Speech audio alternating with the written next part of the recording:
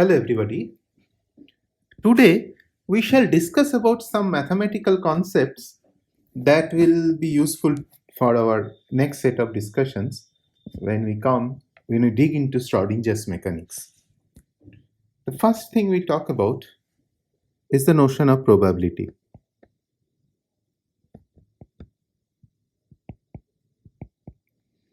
The notion of probability comes differently in the Schrodinger mechanics or in quantum mechanics in general than in all other cases. But still, the mathematics is at least half similar. So that's why we will first start with this. So what is the notion of probability? So for example, the classic example is the tossing of a coin. When we toss a coin, every time we do not we will not be able to give it the exact same amount of initial condition. And then the air can have little different density, there can be some breeze going on, etc. For all this, the coin sometimes lands on head and sometimes lands on tail.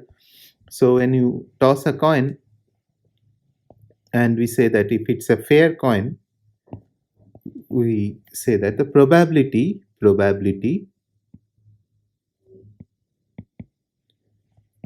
of having head is half. If it's a fair coin, tail is also half. Similarly, if you toss a dice or throw a dice, then out of any of the 6 outcomes you will get one. So for the dice, having any one of the outcome for a dice, so let me draw a dice for you.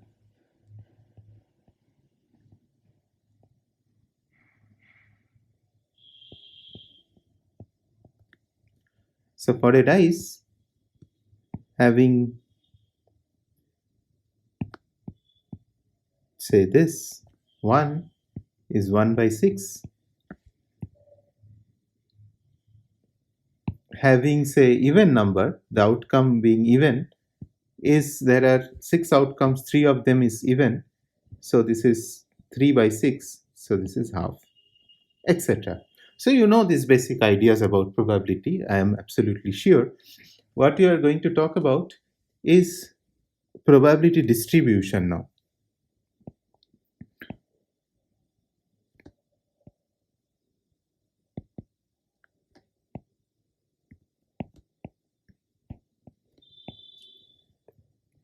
Where in this case, say for case of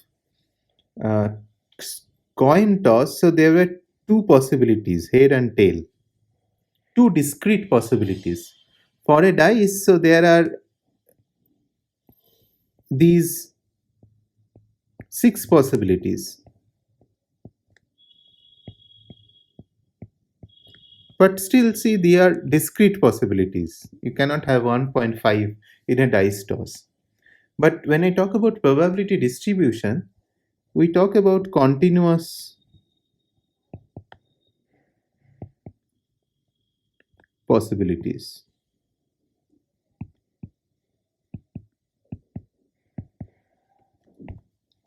Like, for example, I can ask you the following question. I have, say, a bowl, and in the bowl I have kept some marbles. So this is example of marble in a bowl. And I shake the ball a little bit and then leave the ball for some time, and I ask the question, what is the position of the marble? So position of the marble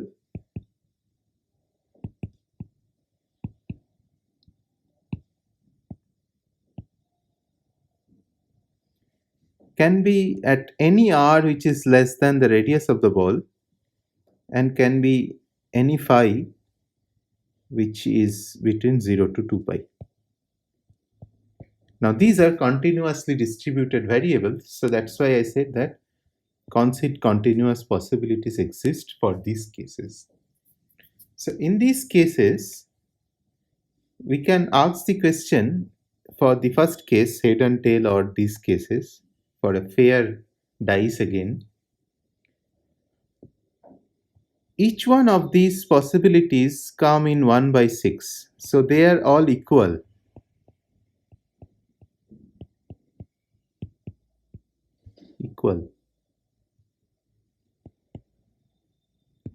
Also same for head or tail for the coin toss.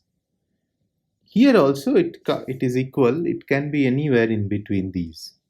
But in a general case, it may not be equal. So I define a function which I call the probability density function.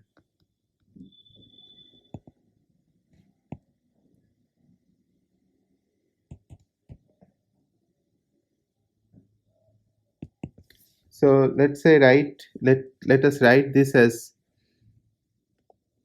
it's a density function. So let us write this as rho x. What is rho x? So if I integrate rho x in between x and x plus, say, delta x, this tells me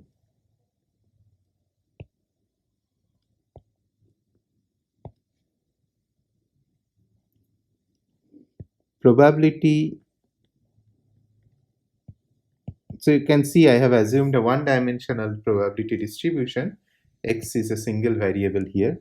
In this particular case, it was a two-dimensional distribution. We will mostly talk about one-dimensional distribution today, and probably in the rest of the course, of finding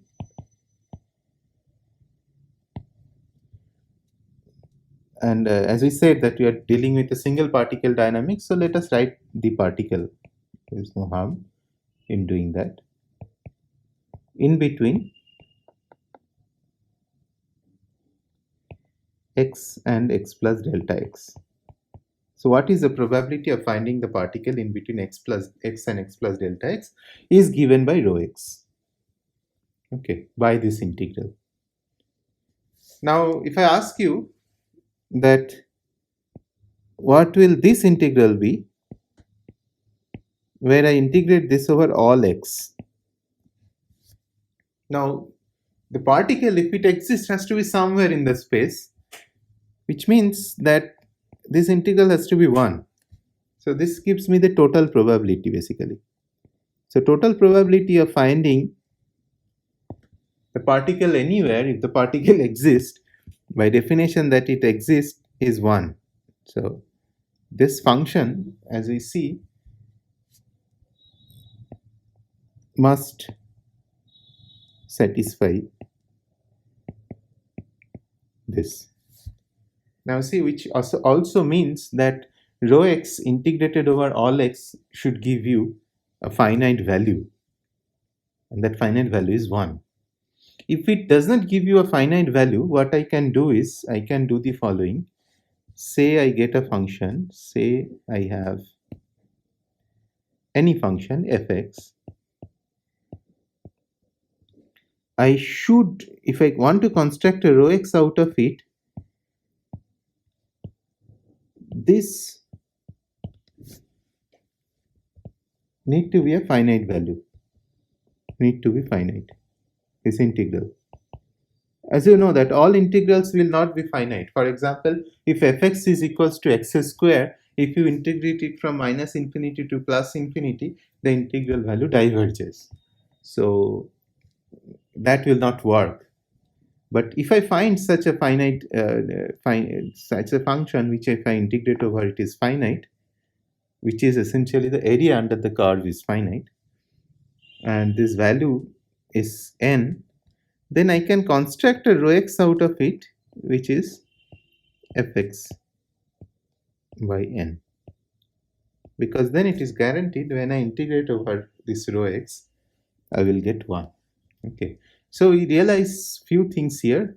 First of all, if I have a continuous probability distribution, then I can define a probability density function, which if I integrate between x and x plus dx, that tells me the probability of finding a particle between x and x plus dx.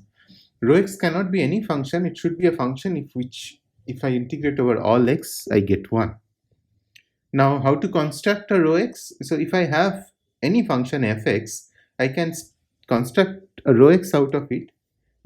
It has to be such, the function fx has to be such that it need to be finite. If I integrate it over all x, it should give me a finite number. So if I get that finite number, which I called n, then I can divide fx by n, I can construct a probability density function out of it. Now the probability density function, what the function is obviously will depend on what is the system that we are talking about. Let me draw one or two probability density function, and then I will quote an example that you have already seen. So the probability density function can maybe like the bell-shaped curve, like the Gaussian that we talked about. And here we can immediately see that the probability, if this is x0, is maximum at x equals to x0. But not necessarily it will be a symmetric function like this. It can be a function like that also. Still the probability, if this is x0, still the probability is maximum at x equals to x0. If I now want to find out that, okay, so what is this probability giving you? It is telling you the probability of finding, the density function is telling you probability of finding the particle between x and x plus dx. That is all right. But I can also ask you a question that, okay, so I am talking about probability because this must be happening, something must be happening randomly in this, which I don't have any control of. So for such a system, what is that we can measure? Well, if I do one experiment with such a system, what I measure will completely be useless. I need to do several experiments with such a system. And if I do several experiments with such a system, any random system, then I can measure the expectation value or the mean value. Mean or the expectation value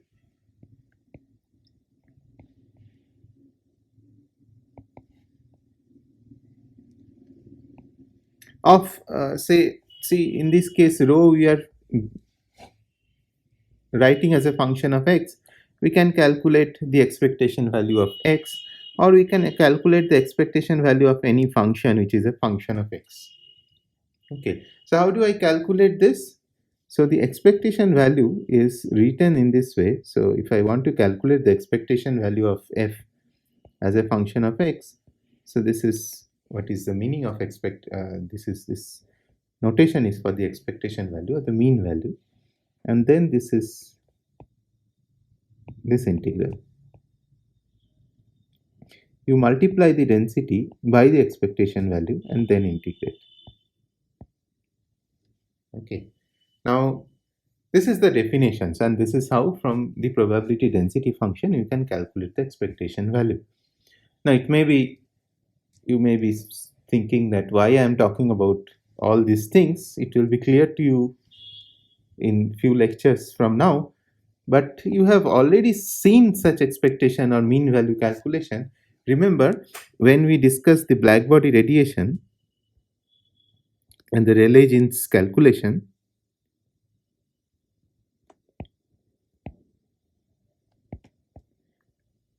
in the black body radiation, we said that from the Maxwell's probability density distribution, rho at epsilon was given by e to the minus epsilon is the energy at which the system is, this minus kT by kT. You can integrate the top part for all epsilon, you will get kT.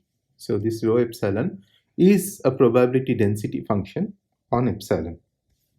And when you calculated the average energy, you remember that the integral that we did was essentially this.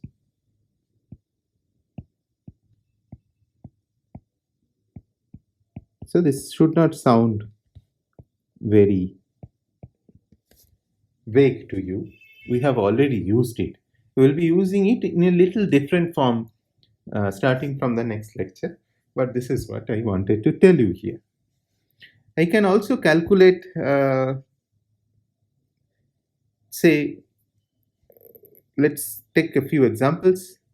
So if I say I ask you to calculate the average value of x, the average value of x will be, if rho is the probability density function, then this is the definition, all x. If I calculate, say, average value of x square, again all x, rho x, x square. Now using these two, we can do something more interesting. See, what is rho x? Rho x is, again, if I do many experiments,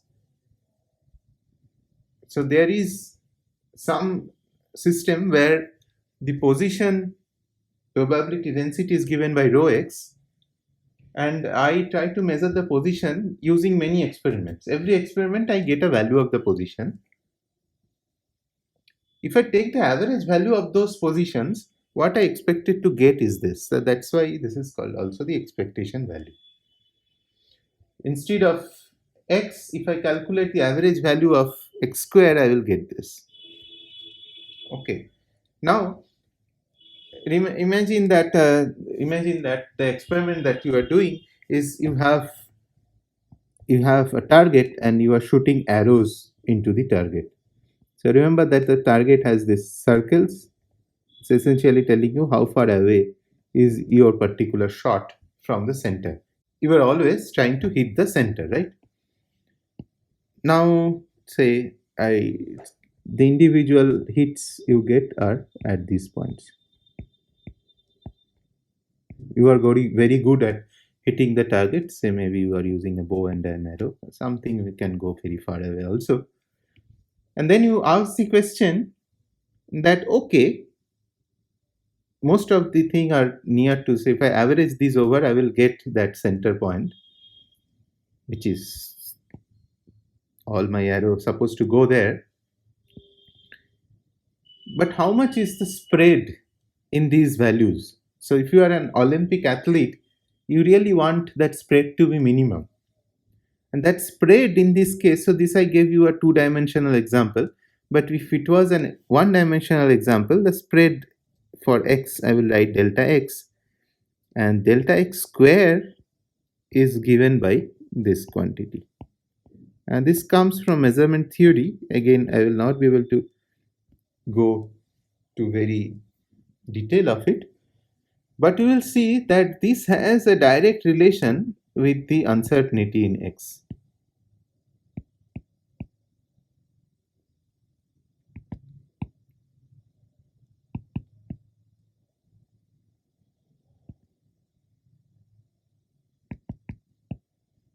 In fact, the rho x will be given in terms of the wave function, and then you will be able to figure out what is the uncertainty of x or any dynamical variable using the wave function in this particular way. That we will learn in the subsequent lectures, but I just have told you that here also. Okay, so this is all that we will discuss about the probability, the concept of probability. Let us discuss about something else now. So the next thing we discuss about is a concept of operators.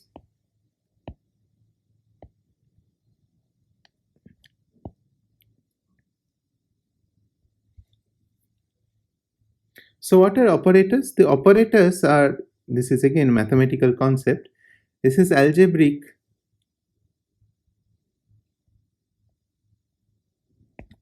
or analytic, means from calculus objects.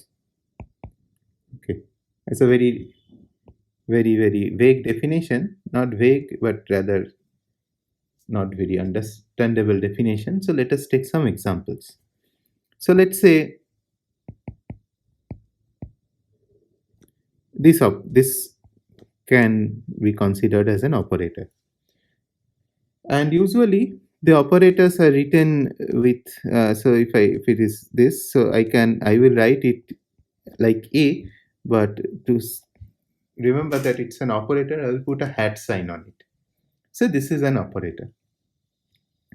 So what does it do?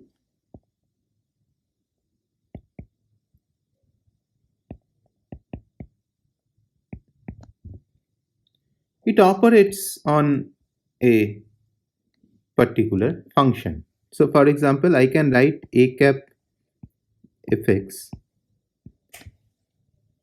which essentially means df dx. It will give me f prime.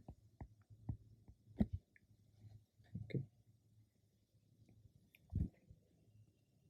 So that's what I mean by an operator. It could be in an algebraic also. So I could have a x.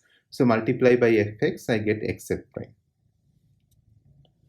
But now there are special functions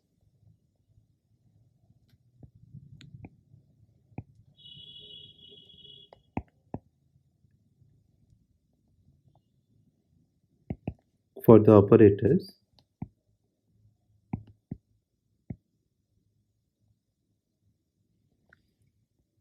such that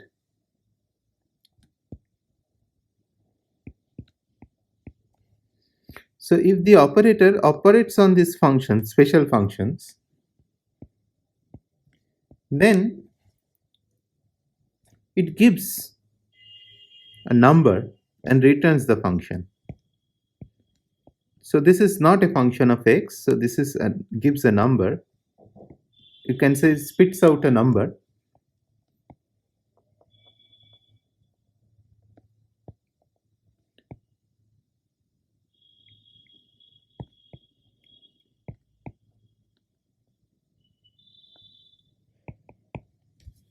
Okay, so these two functions are same, exactly the same function. So this is like a machine. You have say hammered the machine with the operator. The machine remains as it is, but it gives you a coin also. So that number is the coin. Now such operators have name. Such functions are named. These are called Eigen Functions.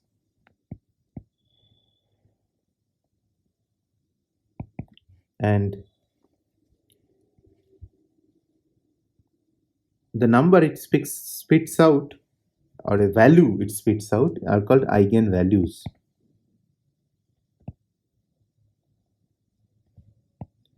And they are related to the operator, obviously. These are eigenfunctions and eigenvalues of the operator. Okay, this will be at the center of our understanding of the development of quantum mechanics. So let's take some example. So a cap, like for example, our a cap was ddx.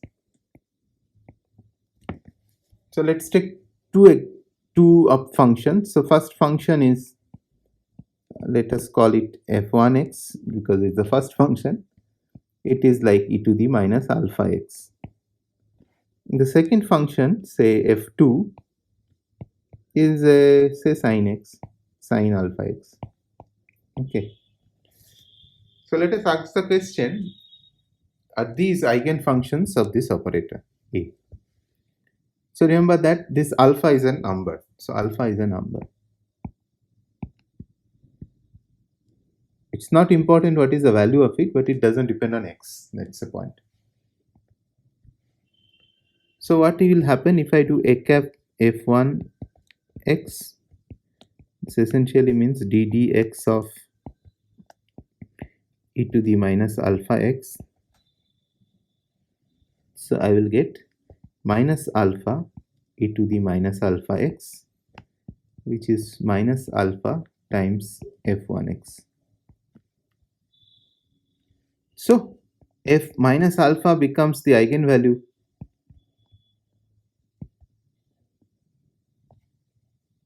and f1 is the eigenfunction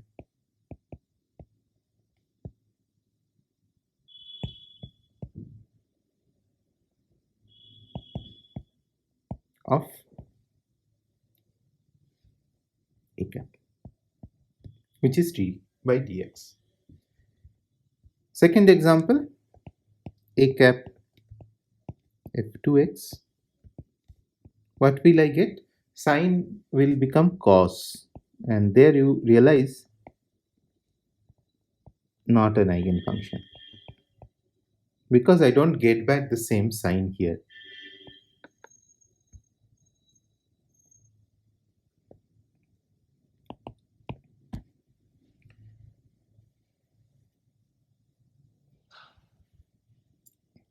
Now, for such an operator, it's not necessary that it will have only one eigenfunction. Like for example, for here I have said e to the alpha minus alpha x. I can have many other functions which is giving rise to the same. Now I can have many other operators also, like b cap, which I write as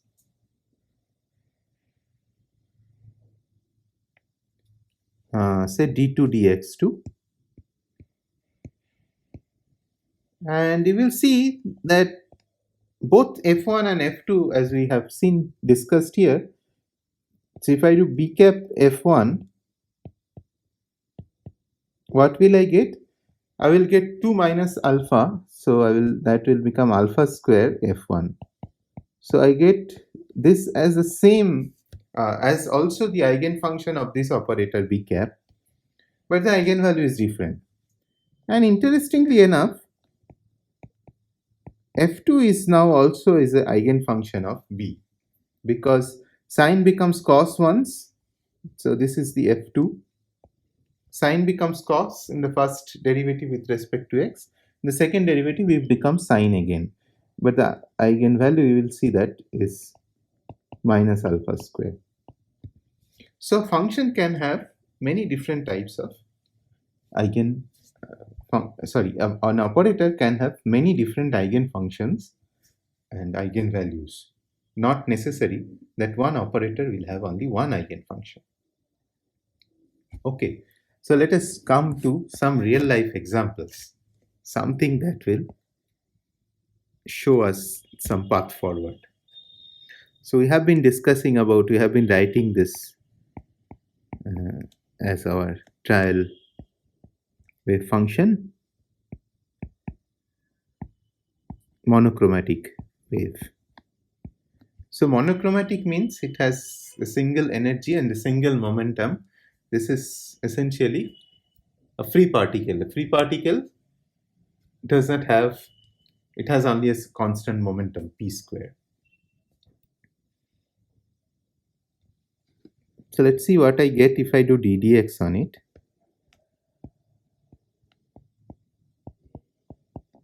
If I do ddx on it, I get ik outside.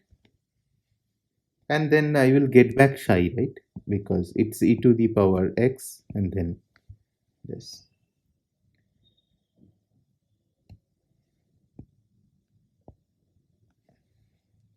So let us multiply this by minus I h cross. So here also I will have to multiply by minus I h cross.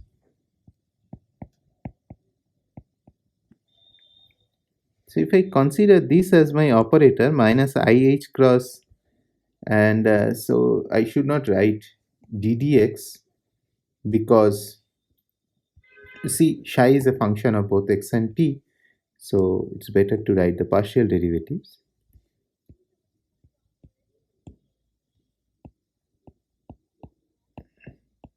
What is the right hand side? So I square and minus cancels out. K times h cross is nothing but p.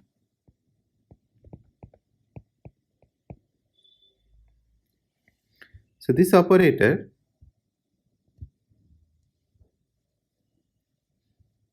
has these as eigenfunction,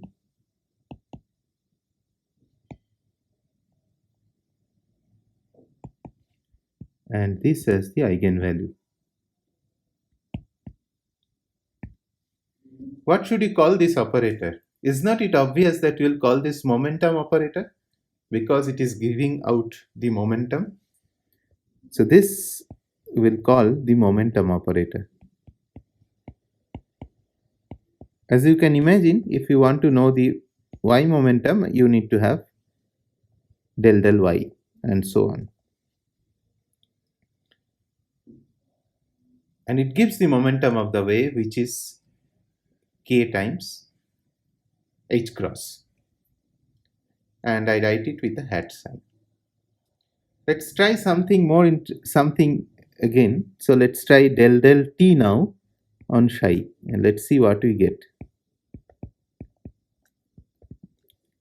So if I do del t on psi, so I'll get minus I omega out. So I will get minus I omega outside, and then I will get x and t again. And now if I multiply this by I times h cross, so this gets multiplied by I times h cross, you see the right hand side is nothing but h cross into omega, which is the energy of the free particle. So this we'll call the energy operator with a hat sign again.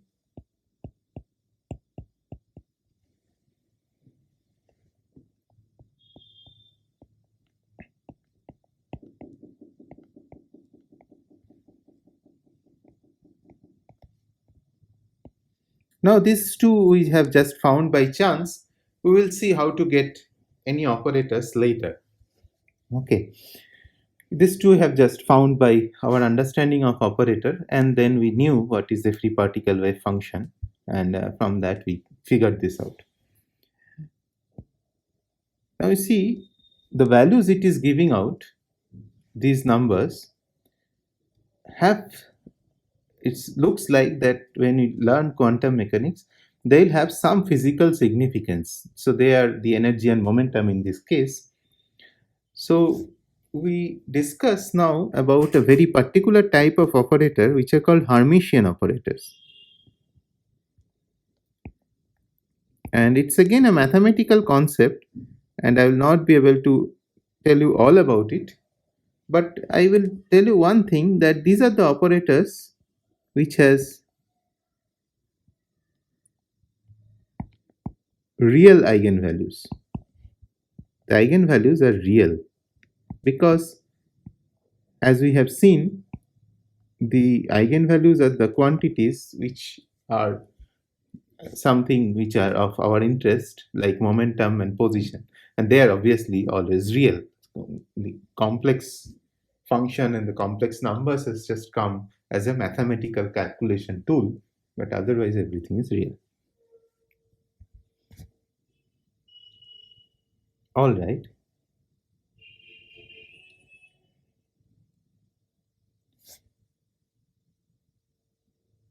Now you see that psi x, let me remind you,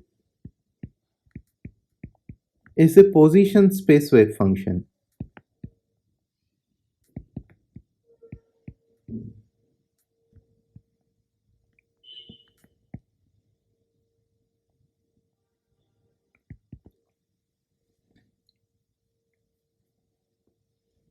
So if I have written down the wave function in the position space, this is just a choice that the position operator will be an algebraic quantity like this. Okay. Now, I will not try to get the position out of the position space wave function because it already gives me the position, value of the position. We'll understand that once we learn about the quantum mechanics later, but just keep that in mind for the time being. Okay.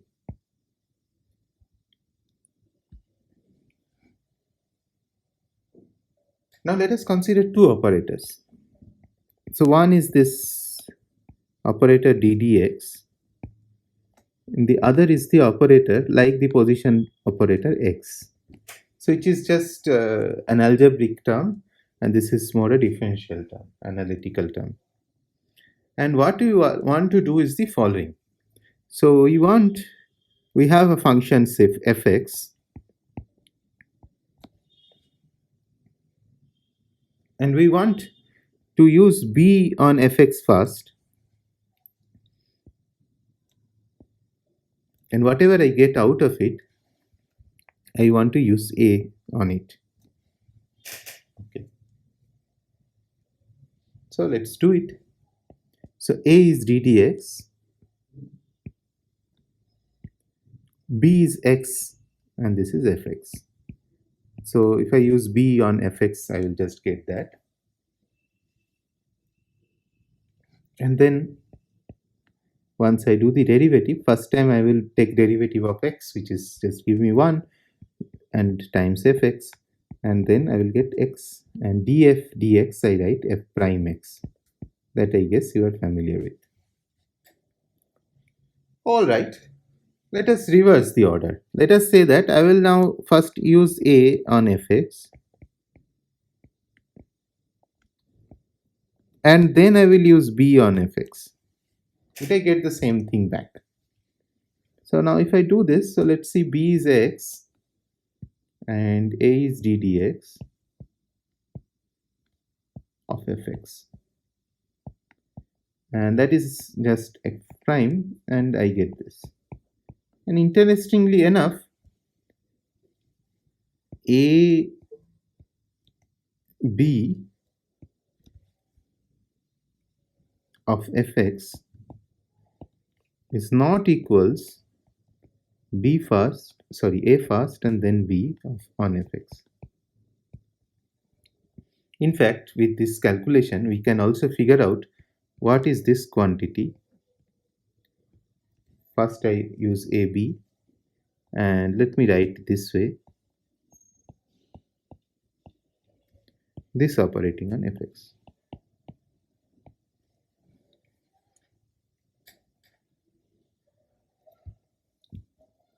What will this be? So we have calculated both of them separately. So this is fx.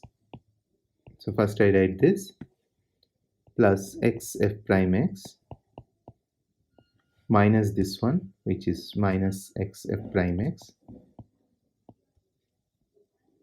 So this quantity a cap b cap minus b cap a cap operating on fx gives me fx. Okay, again you see that this entire thing is kind of behaving like an operator. In this particular case, it will not always be like this.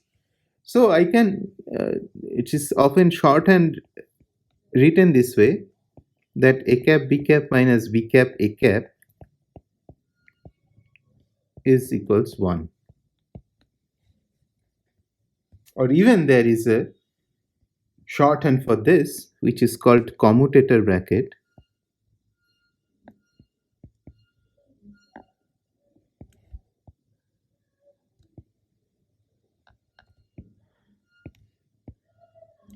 And it is written this way, a cap comma b cap. So this by definition is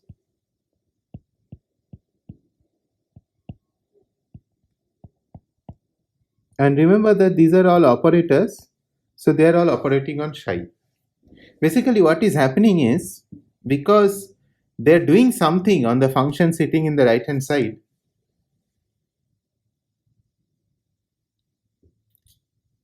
it depends on which way you are operating on that function.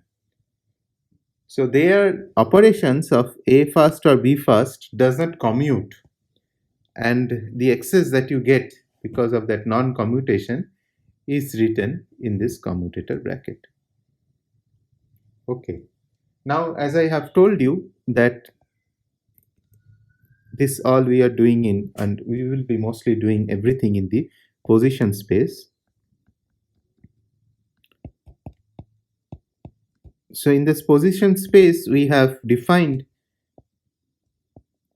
the position operators like this, we just wrote down one, and now I am writing down all three.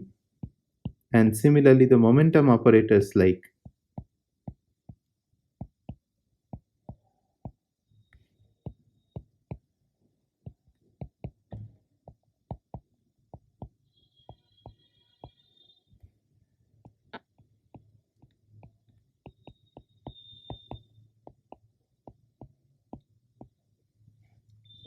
so what I urge you to do is to calculate all these possible commutator brackets. This is what, this is what, so x with py what, etc., etc. You will see, surprisingly enough, whenever you find two things of which the uncertainty product is non-zero, you will also see the commutator bracket is coming out to be non-zero. For example, the uncertainty product of delta of x and delta of px is non-zero. The commutator bracket of the x operator and the px operator will be non-zero. Okay. So we can just do one for the fun, because we have already done it actually. So x comma px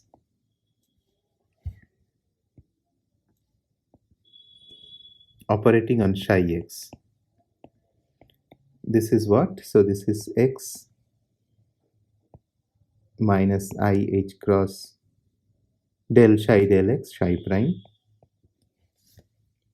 minus px, which is now plus I h cross del psi del x of x psi. And this is exactly what we did here without the I and h cross. So this, if you do, will come out to be h cross I h cross times psi x.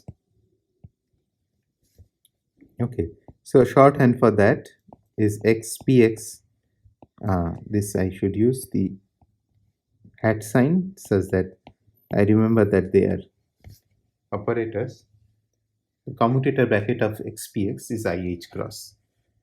And you can also see how the commutator bracket of this is related to the commutator bracket of that. How is that they related? How are they related? Okay. What is the commutator bracket of, say, alpha times x comma px? What is the commutator bracket of x square times px, say px cube,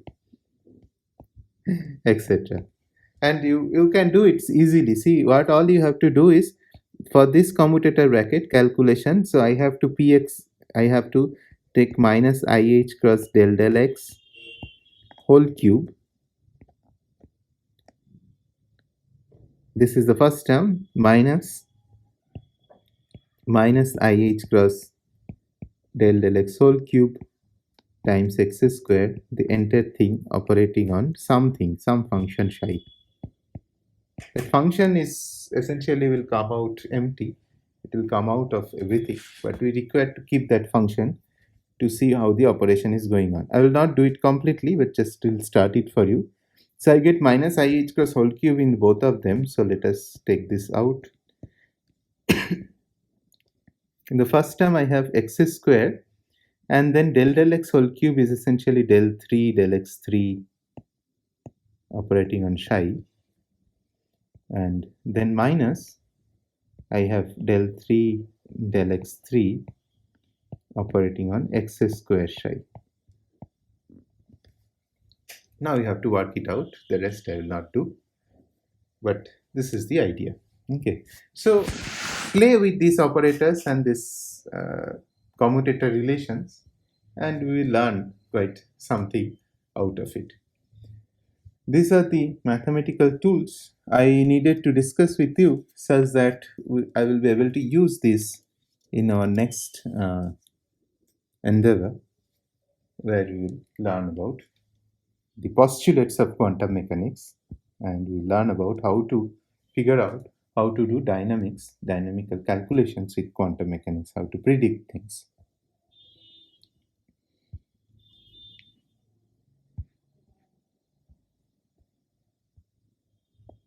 I'll leave it to you there. Thank you for your attention.